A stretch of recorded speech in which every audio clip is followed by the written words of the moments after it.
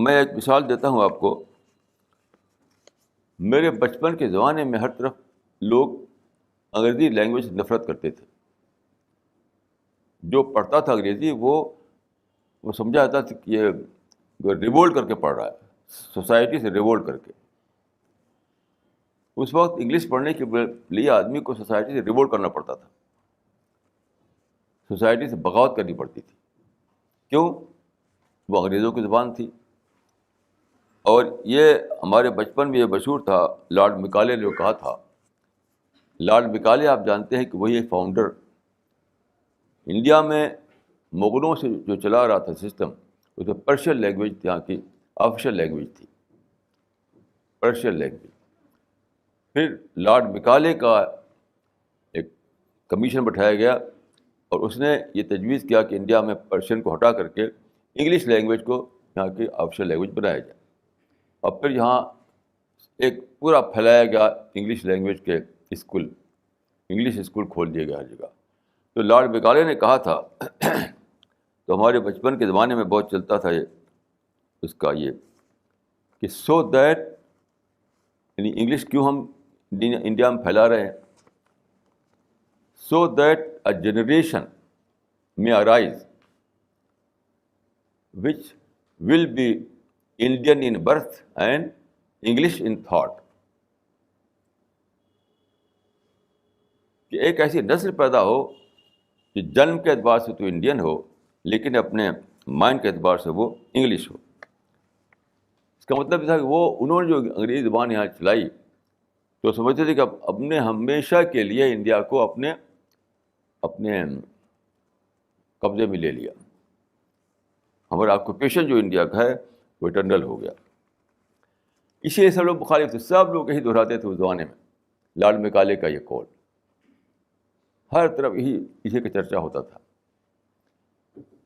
آج کے لحاظ سے دیکھیے, آج سب سے بڑا ایڈوانٹیج انڈیا کا یہی ہے کہ انگلش لینگویج یہاں پر ہے. ہمارے لیڈرز جو ہے انہوں نے جیسے ہی انڈیا آزاد ہوا فوراً انہوں نے ڈکلیئر کیا کہ انڈیا کی زبان ہندی ہوگی. کانسٹیٹیوشن میں لکھ دیا لیکن وہ چلی نہیں.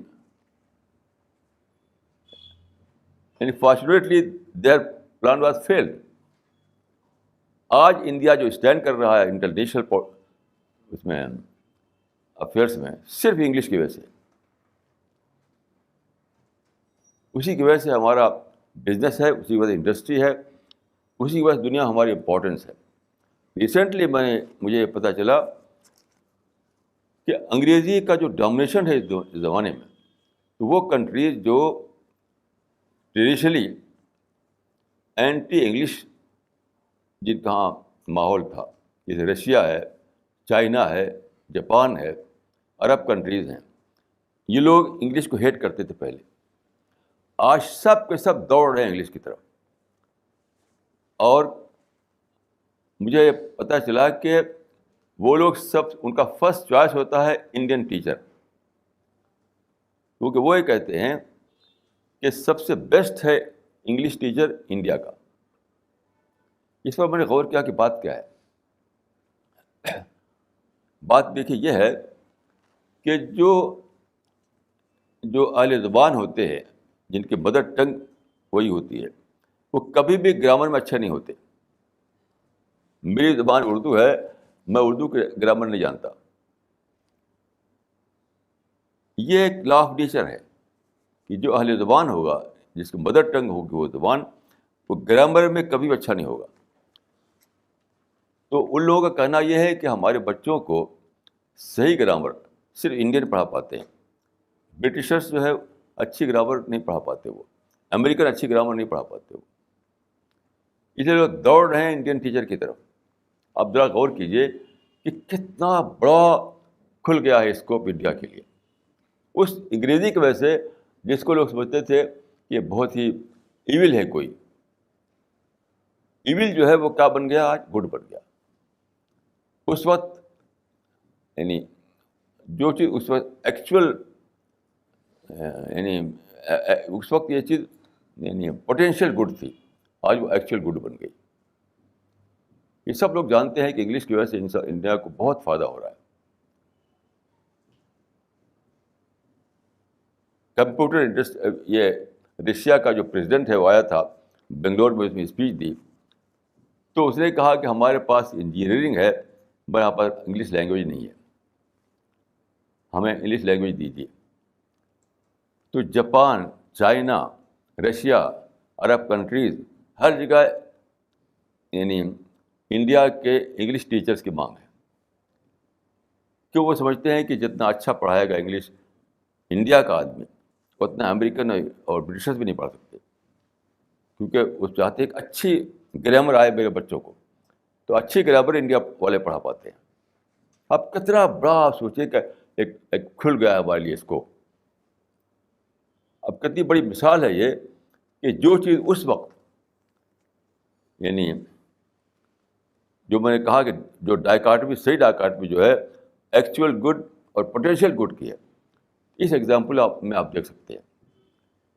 پہلے یہ چیز پوٹینشیل گڈ تھی، آج وہ چیز ایکچوئل گڈ بن گئی ہے، جبکہ لوگ سمجھتے تھے کہ یہ بہت بڑا ایول آ گیا ہے انڈیا میں، بہت بڑا ایول آ گیا ہے. حالانکہ ایول نہیں تھا، وہ پوٹینشیل گڈ تھا. وہ یہ کیا ہے؟ یہ لا آف نیچر ہے، عید الحسنین.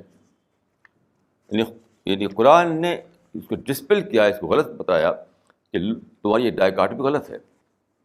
جو کریٹر ہے دنیا کا، اس نے اس ڈائیکاٹمی کو رد کر دیا،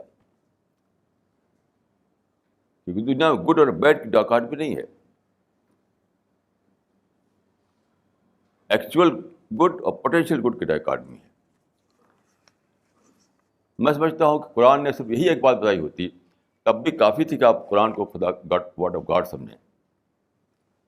حالانکہ اس کے سوا اور اس میں بہت ساری باتیں ہیں. یہی بات جو دنیا کا کوئی فلسفر نہیں آ سکا، کوئی تھنکر نہیں آ سکا، کسی تھنکر کو آپ نہیں بتا سکتے پوری ہسٹری میں جسے اس بات کو جانا ہو کہ ڈائیکاٹمی غلط ہے، گڈ اور بیڈ کی ڈائیکاٹمی غلط ہے. سارے تھنکر اسی ڈائیکاٹمی جیتے تھے، غلط ڈائیکاٹمی میں. قرآن نے یہ بتایا کہ ڈائیکاٹمی تمہاری غلط ہے.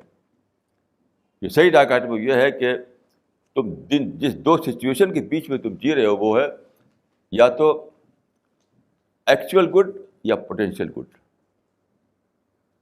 یہ دیکھیں صرف کریٹر جان سکتا تھا اس راز کو، صرف کریٹر. بس ہمارے انڈیا میں دیکھیے آپ، میرے جاننے میں ایک بھی انڈین لیڈر نہیں تھا اس وقت جو یہ جانتا ہو کہ انگلش لینگویج ہمارے لیے پوٹینشیل گڈ ہے. ایک بھی نہیں. تو اس معنی کہ بہت بڑا ایک ایسا مائنڈ چاہیے جو انسان سے زیادہ سوچ سکتا ہو، انسان سے اوپر جا کر سوچ سکتا ہو، جس کے لیے پاسٹ، پریزنٹ، فیوچر سب ایک ہو. تو میں سمجھتا ہوں کہ یہی ایک بات کافی ہے یہ ماننے کے لیے کہ قرآن ورڈ آف گاڈ ہے.